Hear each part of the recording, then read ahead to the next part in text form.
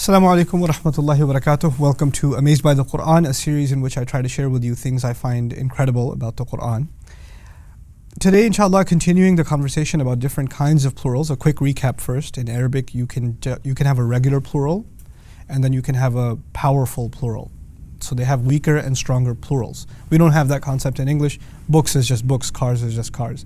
But in Arabic, you can have one word for a few cars and yet another word for many cars. They can actually do that in Arabic, okay?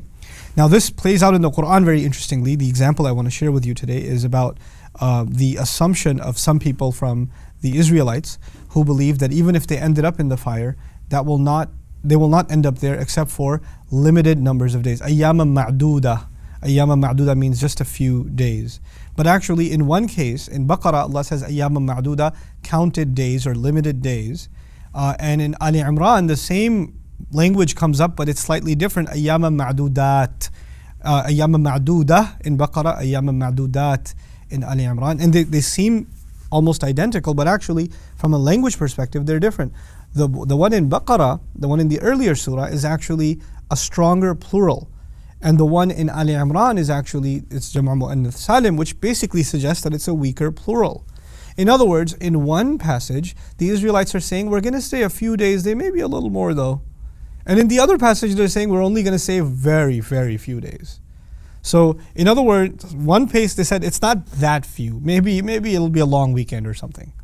So they're worried about extra time, okay? And in the other, they're less worried.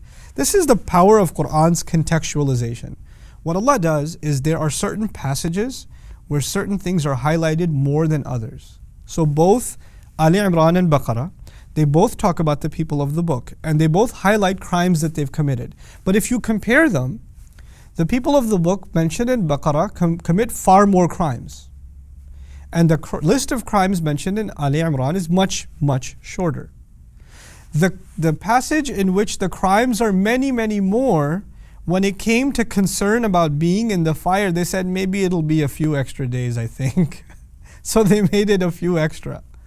And the passage in which there's a few crimes mentioned, they're actually more relieved and say, no, it's going to be just a few days. It's not going to be that long.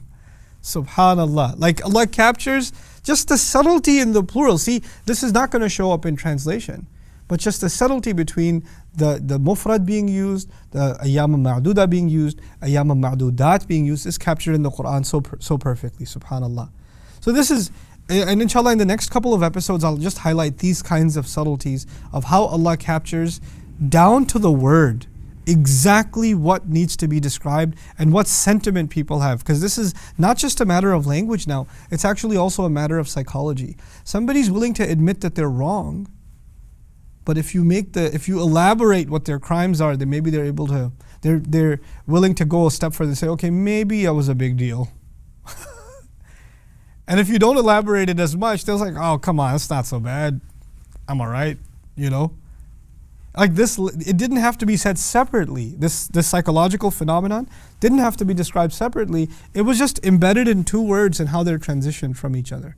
Subhanallah. May Allah Azza wa Jal give us the ability to reflect and benefit from the word, from His word. Barakallahu li wa lakum. Wassalamu alaikum wa rahmatullahi wa barakatuh.